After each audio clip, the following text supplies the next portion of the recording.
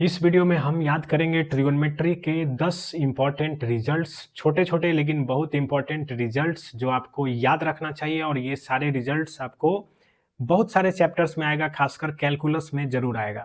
तो चलिए शुरू करते हैं, देखते हैं वो कौन कौन से 10 रिजल्ट हैं, जानते हैं। चलिए, सबसे पहला रिजल्ट जो है आपको जानना चाहिए वैल्यू से related. Sine theta cos theta की वैल्यू -1 से 1 तक होती है, ये हमको याद होना चाहिए या याद होगा। उसी में आपको पहला रिजल्ट याद रखना है कि साइन स्क्वायर थीटा हो या कॉस स्क्वायर थीटा, दोनों की वैल्यू 0 से 1 तक होती है। यानी कि पहला रिजल्ट है वैल्यू कॉस स्क्वायर का minimum value 0, maximum value 1। Sine square का मिनिमम वैल्यू 0, मैक्सिमम वैल्यू 1। तो साइन स्क्वायर और कॉस स्क्वायर का रेंज जो है वो 0 से 1 तक होता है। This is the first result. चलिए, अब हम बढ़ते हैं अगले रिजल्ट की ओर। तो अगला रिजल्ट देखिए क्या है। दूसरा रिजल्ट है कि साइन थीटा और कॉस थीटा की वैल्यू -1 से +1 तक होता है, ये हमें याद है। साइन थीटा हो या कॉस थीटा, इसका वैल्यू -1 से लेके कहाँ तक होता है, +1 तक। लेकिन जैसे ही हम इसको ऐड कर देंगे या सब्ट्रैक्ट कर देंगे, तो साइन थीटा प्लस हो या minus cos theta, sine theta और कॉस थीटा का जो मैक्सिमम और मिनिमम वैल्यू होगा, ये नहीं कि ये मैक्सिमम वैल्यू 1 है ये भी 1 है तो मिलके 2 हो जाएगा, बिल्कुल नहीं। Sine theta plus minus cos theta का जो रेंज होता है वो -√2 से +√2 तक जाएगा। यानी साइन प्लस कॉस का मैक्सिमम वैल्यू √2, मिनिमम वैल्यू -√2। ये आपको याद होना चाहिए, साइन प्लस कॉस का वैल्यू। अगले रिजल्ट की ओर बढ़ते हैं, रिजल्ट नंबर 3। देखिए, तीसरा रिजल्ट जो है, कभी भी साइन थीटा और कॉस थीटा में कोई संख्या, कोई नंबर मल्टीप्लाई हो गया, मान लीजिए a और b, तो साइन कॉस एडेड हो लेकिन उसके बगल में कोई नंबर क्या हो, मल्टीप्लाई हो, तो इस समय जो इसका रेंज होगा वो -√a² प्लस b² से +√a² प्लस b² तक जाएगा। यानी sine theta plus cos theta जो है वो जोड़ा हुआ रहेगा, कोई नंबर रहेगा, तो इस नंबर से लेकर के, इस दोनों नंबरों को लेके हाइपोटेनस निकालना है √p² प्लस b² की तरह, और माइनस से प्लस लगा देंगे रूट में, मतलब जो हाइपोटेनस होगा वही मिनिमम और मैक्सिमम वैल्यू देगा। उदाहरण के लिए अगर हमने पूछा 3 sine theta plus 4 cos theta plus 7, इसका वैल्यू कहाँ से कहाँ तक जाएगा, मैक्सिमम वैल्यू क्या होगा, तो हम बोलेंगे देखिए साइन कॉस है, जोड़ा है या घटाया है, बगल में जो नंबर है उससे हम हाइपोटेनस लेंगे, तो 3 और 4 का स्क्वायर करके जोड़ेंगे तो 5 आएगा, तो इसका वैल्यू -5 से लेके +5 तक जाएगा। इसी में आपने 7 को ऐड किया है, 7 ऐड करेंगे तो ये हो जाएगा 2, 7 ऐड करेंगे तो ये हो जाएगा 12। तो इस पूरे एक्सप्रेशन का वैल्यू 2 से 12 तक जाएगा। वो आपको इस फॉर्मूला के माध्यम से बनाए। बढ़ते हैं अगला रिजल्ट। 3 रिजल्ट, तीनों इंपॉर्टेंट। नेक्स्ट रिजल्ट की ओर बढ़ते हैं। देखिए, चौथा रिजल्ट याद रखना है, साइन थीटा 0 हो या tan थीटा 0 हो। फोर्थ रिजल्ट जो है, साइन थीटा 0 हो या tan थीटा 0 हो, ये तभी होता है जब थीटा n हो, यानी पाई का मल्टीपल हो, पाई का इंटीग्रल मल्टीपल, मतलब पाई का पूर्णांक से गुना हो। n जो है यहाँ पे इंटीजर, यानी कहने का मतलब यह है फोर्थ रिजल्ट में पाई का टेबल जब भी गुना करके साइन या tan को देंगे तो वो 0 में देगा आंसर। यानी जैसे tan 25 पाई, साइन 50 पाई, ये सब का वैल्यू कितना हो जाएगा, 0। तो इस रिजल्ट में याद क्या रखना है कि साइन और tan n पे 0 होता है। पढ़ते हैं अगले रिजल्ट की ओर। अगला रिजल्ट यानी पांचवा रिजल्ट आपको याद रखना है कॉस थीटा को लेकर के। कॉस थीटा 0 कब होता है, तो देखिए कॉस थीटा जो है, चूंकि हम 10th में भी पढ़े थे 90 पे 0, 90 मतलब π/2, तो यहाँ भी आपको याद रखना है π/2। अब सोचो π/2 कब रहेगा, तो जब आपने कोई ऑड नंबर लिखा, 3 से गुना किया इसको, तो π/2 हटने वाला नहीं है। लेकिन जैसे इवन नंबर से गुना किया तो अब ये जो 2 है कट जाएगा इससे, तो फिर π/2 का एग्जिस्टेंस खत्म हो जाएगा। तो केवल ऑड नंबर गुना करेंगे तभी π/2 रह पाएगा। तो इस रिजल्ट में आपको याद रखना है कि cos थीटा अगर 0 हो तो थीटा जो है वो आपका 2n+1 यानी एक ऑड नंबर है इंटू π/2। π/2 में 2n+1 से गुना रहेगा, मतलब ऑड नंबर का मल्टीपल रहेगा π/2, तभी cos थीटा क्या हो जाएगा 0। यानी cos अगर मान लीजिए 17 π/2 है तो आपका 0 हो जाएगा, क्योंकि ये π/2 का ऑड मल्टीपल है। तो ये था आपका 5th रिजल्ट।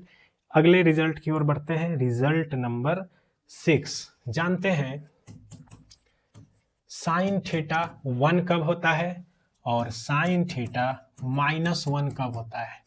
साइन थीटा 1 कब होगा और साइन थीटा -1 कब होगा। देखिए साइन थीटा जो है, चूंकि हम 10th में जाएंगे तो याद आएगा साइन 90 डिग्री 1 होता है, 90 का मतलब होता है π/2। तो यहां भी वही चीज है कि साइन जो है π/2 रहे, लेकिन जब भी π/2 के बगल का नंबर 4 से डिवाइड होके एक रिमाइंडर दे तो 1 आएगा, और 4 से डिवाइड करने पे 3 रिमाइंडर दे, π/2 तो रहे लेकिन π/2 के साथ जो नंबर है वो 4 से डिवाइड करके एक रिमाइंडर बचा रहा है तो 1, और 4 से डिवाइड करके 3 रिमाइंडर बचा रहा है तो -1। π/2 होना चाहिए। तो जैसे उदाहरण के लिए हमने लिखा साइन 37 π/2, और जैसे हमने लिखा साइन 40 मान लीजिए कि 3 π/2, दोनों में बात करते हैं। π/2 है यहाँ भी, π/2 है यहाँ भी, तो 1 तो लिख ही दीजिए। अब साइन प्लस और माइनस चेक कर लेना है। π/2 के बगल का नंबर है 37, 4 से लगाएंगे डिवाइड, 4 से डिवाइड लगाएंगे तो 36 खत्म होने के बाद एक रिमाइंडर बचेगा, एक रिमाइंडर पे π/2 रहने पे प्लस हो जाएगा। 43 में 4 से डिवाइड लगाएंगे तो आपका 3 रिमाइंडर होगा, तो यहाँ क्या लग जाएगा -1। तो ये रिजल्ट आपका बहुत इंपॉर्टेंट है, बहुत काम आता है फ्रीक्वेंट लिखने के लिए।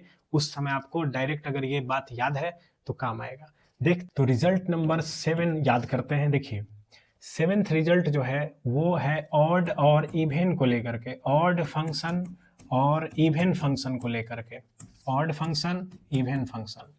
देखिए आपको याद ये रखना है कि cos थीटा और सेक थीटा ये दोनों जो है इवन फंक्शन है। इवन ये बराबर बैलेंस करके चलता है, यानी ये निगेटिव एंगल हो या पॉजिटिव एंगल हो, ये कोई भी भेदभाव नहीं करता है। यानी अगर cos और सेक को कोई भी एंगल माइनस में भी दिया जाए तो ये माइनस को खत्म कर देता है, यानी सीधे सीधे cos थीटा, यानी cos माइनस थीटा हो तो ये माइनस को हटा देगा, क्योंकि ये इवन फंक्शन है।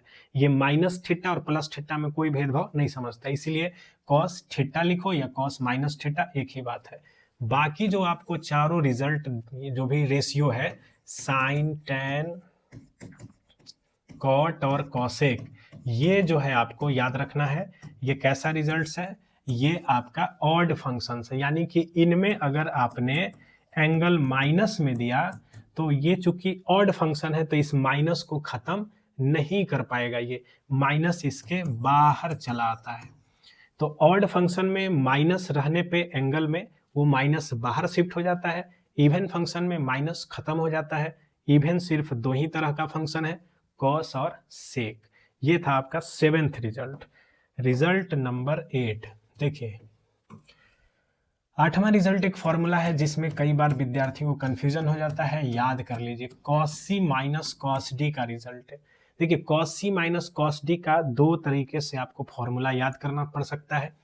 पहला जिसमें आप सीधा सीधा आप ऐसे याद रखना, 2 sine C plus D by 2 into sine, अब देखिए यहीं पे थोड़ा सा याद रखना है, डी माइनस सी बाई 2 हो जाएगा। तो cos c minus cos t का रिजल्ट आपको याद रखना है कि 2 sine c plus D by 2 into sine D minus C by 2, ठीक है। और क्या याद रखना है, अगर ये सीधा सीधा याद करना चाहते हैं तो पहले ही माइनस लगा दीजिए, तो -2 sine C plus D by two into sine C minus D by two, ये आपका cos C minus cos T का फॉर्मूला है, अच्छे से याद कर लीजिए, कोई एक, ये नहीं कि आधा मिला जुला के याद कर लिया और गलत याद कर लिए, जैसे माइनस भी लगा दिया और ये भी लगा दिया, मिला के एक नया फॉर्मूला बना लिए, वो नहीं करना है, या तो ये कंप्लीटली याद रखो या ये।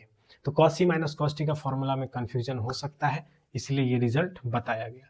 अगला रिजल्ट देखिए, रिजल्ट नंबर 9 देखिए, अगर ए बी और सी तीन एंगल्स हो, इस प्रकार से हो कि एक एंगल बाकी दोनों एंगल के ऐड के बराबर हो, यानी दो एंगल्स को हम ऐड करते हैं तो वो एक एंगल के बराबर आता है, तो इस सिचुएशन में आपको याद रखना है tan ए, ये इंटीग्रेशन में भी कई बार आ जाता है काम, tan A into tan B into tan C बराबर tan बड़ा एंगल माइनस दोनों tan छोटा एंगल।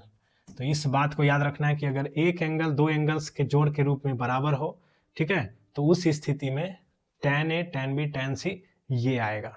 जैसे अगर आपसे बोला जाए कि बताओ 50 डिग्री 20 डिग्री और 70 डिग्री में tan का रिलेशन लिखो, तो हम देख रहे हैं कि 70 जो है वो दोनों के जोड़ के बराबर है, तो आप ऐसे लिखोगे tan 70 into tan 50 into tan 20, यानी tan ए tan बी tan सी बराबर tan बड़ा एंगल यानी tan 70 माइनस दोनों tan छोटा एंगल।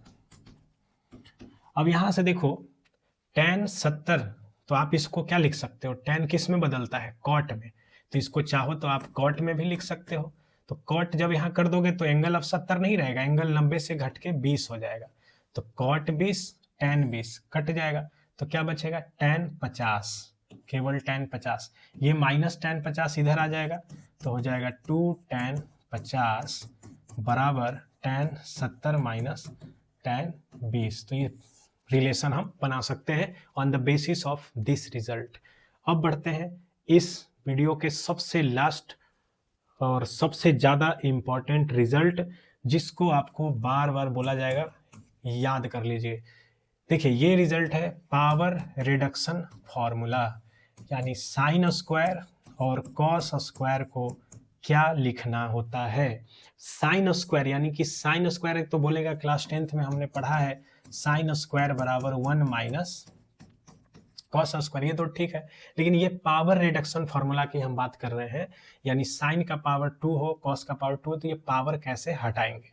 तो देखिए साइन स्क्वायर रहे तो 1 माइनस कॉस, कॉस स्क्वायर रहे तो 1 प्लस कॉस, जितना एंगल है उसका यहाँ 2 गुना लिखना है, जितना एंगल है उसका यहाँ 2 गुना लिखना है और 2 से डिवाइड जाएगा।